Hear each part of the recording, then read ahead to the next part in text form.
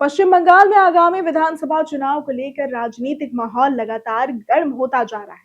राज्य में सभी प्रमुख दलों द्वारा जोर शोर से प्रचार अभियान चलाया जा रहा है और इसी कड़ी में रायगंज में आयोजित एक बड़ी रैली के दौरान कांग्रेस सांसद राहुल गांधी ने भारतीय जनता पार्टी और राष्ट्रीय स्वयंसेवक संघ पर तीखा हमला बोला। उन्होंने आरोप लगाया कि भारतीय जनता पार्टी और राष्ट्रीय स्वयंसेवक संघ यानी कि आरएसएस वोट चोरी जैसी गतिविधियों में शामिल है और देश के लोकतांत्रिक ढांचे को कमजोर कर रहे हैं।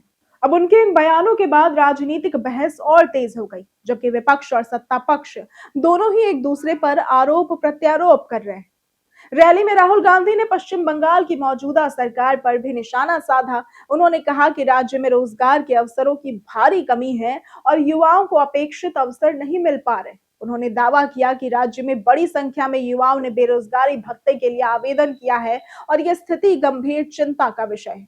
इस दौरान उन्होंने मुख्यमंत्री ममता बनर्जी की सरकार पर सवाल उठाते हुए कहा कि रोजगार के वादों और जमीनी हकीकत के बीच बड़ा अंतर दिखाई देता है। वहीं उनकी इस टिप्पणी पर ऑल इंडिया तृणमूल कांग्रेस की ओर से भी प्रतिक्रिया आने की संभावना जताई जा रही है। इससे पहले राहुल गांधी ने नोएडा में श्रमिकों के विरोध प्रदर्शन को लेकर केंद्र सरकार की नीतियों पर भी सवाल उठाए थे। उन्होंने सोशल मीडिया के माध्यम से कहा कि श्रमिकों की आवाज को लगातार अनसुना किया जा रहा है और यह स्थिति बेहद चिंताजनक है। उन्होंने श्रमिकों की आर्थिक स्थिति का उल्लेख करते हुए कहा कि बढ़ती महंगाई और स्थिर आय के कारण मजदूर वर्ग पर भारी दबाव पड़ रहा है। उनके अनुसार किराए में लगातार वृद्धि और सीमित वेतन वृद्धि ने श्रमिकों के जीवन को और कठिन बना दिया है। राहुल गांधी ने अपने बयान में यह भी कहा कि कामकाजी वर्ग की आय और जीवन यापन की लागत के बीच बढ़ता अंतर एक गंभीर सामाजिक और आर्थिक समस्या बन चुका है।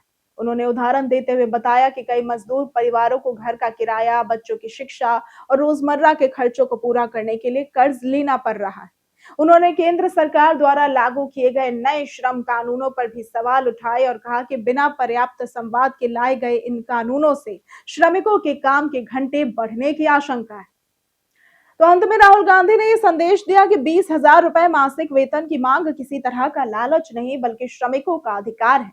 उन्होंने कहा कि देश की अर्थव्यवस्था में महत्वपूर्ण भूमिका निभाने वाले मजदूरों की स्थिति में सुधार होना बहुत जरूरी है। उनके इस बयान ने एक बार फिर श्रमिकों की स्थिति, महंगाई और रोजगार जैसे मुद्दों को राजनीतिक बहस के केंद्रों में ला दिया है और आने वाले दिनों में इन विषयों पर सियासी चर्चा और तेज होने की संभावना है। अगर आपको आज की ये वीडियो पसंद आई हो तो इस वीडियो को लाइक करें, ज्यादा से ज्यादा शेयर करें, हमारे चैनल को सब्सक्राइब करना ना भूलें।